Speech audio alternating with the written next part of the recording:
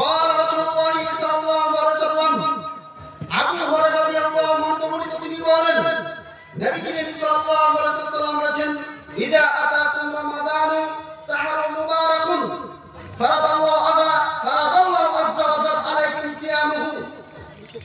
আবু হুরায়রা রাদিয়াল্লাহু আনহু তিনি বলেন নবী করিম সাল্লাল্লাহু আলাইহি ওয়াসাল্লাম বলেছেন ইদা আতাকুম রমাদান যখন তোমাদের মাঝে রমাদান মাস উপস্থিত সাহরুন মুবারাকুন এই মাসটি হচ্ছে বরকতময় মাস, কারণ ফারাদাল্লাহু আযজা ওয়া জাল আলাইকুম সিয়ামুহু এই মাসে তোমাদের উপরে সিয়ামকে ফরজ করা হয়েছে, এ কথা আল্লাহর নবী বলেন। ওয়াতুফতা আবওয়াবুস সামাই এবং সমস্ত আসমানের দরজাগুলো খুলে দেওয়া হয়, ওয়াতুল্লাকা আবওয়াবুল জাহিম এবং জাহান্নামের দরজাগুলোকে বন্ধ করে দেওয়া হয়। ও সুফিদাত ফীহি মারাদাতুশ শায়াতিন এবং সকল যত বড় বড় শয়তান রয়েছে তাদেরকে শিকল দিয়ে বন্দী করা হয়, এ কথা আল্লাহর নবী বলেন। এবার আমাদেরকে দেখেন একটু, এই মাসটি এমন একটা রহমতের মাস যে মাসে সমস্ত রহমতের দরজাগুলোকে খুলে দেওয়া হবে। শুধু কি তাই, জাহান্নামের যতগুলো জাহান্নামের দরজাগুলো বন্ধ করে দেওয়া হয়, তারপরে যতগুলো বড় বড় শয়তান রয়েছে তাদেরকে শিকলবন্দি করা হবে। শিকলবন্দি করে দেওয়ার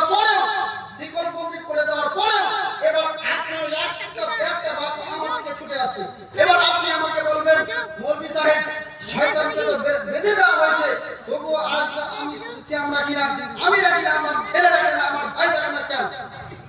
এবার আপনার প্রশ্ন,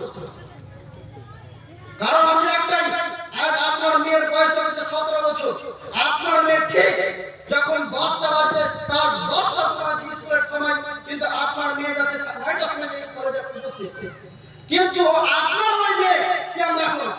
আপনি একবারও বললেন না আম্মু সিয়াম রাখো, এ কথা বললেন না, আপনার বিবেক নাই সেজন্য।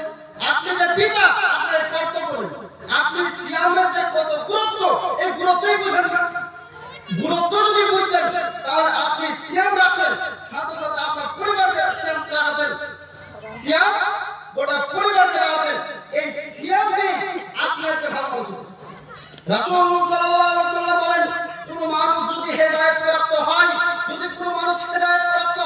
তাহলে এই রমাদান মাসে হেদায়েত প্রাপ্ত হবে। কারণ এই রমাদান মাসে যদি কোনো মানুষ হেদায়েত প্রাপ্ত না হতে পারে, ওয়াল্লাহি আল্লাহর কসম করে বলে যাচ্ছে জিন্নার মাটিতে কোনো মানুষ 11 মাসে হেদায়েত প্রাপ্ত হবে না। কোনো মানুষ অতক্ষণ পর্যন্ত ওয়াজ নসিহত শুনে সঠিক আমল করতে পারে না, যতক্ষণ পর্যন্ত সে নিজ ইচ্ছাতে আমল না করে, নিজের মন মতো চাহিদা মতো যদি সে জালসা না শুনে, ওয়াজ যদি না শুনে, আপনি এটা যদি মনে করে আসেন যে জিন্নার মাঠে আসলাম, কিছু বলবো আমি শুনলাম, এইরকম করে আপনি উপকার হবে না। কি উপকার করতে হবে? এটা মনে করতে হবে কি আল্লাহ নবী বলেছেন, কোনো ব্যক্তি যদি নিয়মিত 40 দিন সালাত আদায় করে তাহলে এমনিতে সিয়াম হয়ে যায়।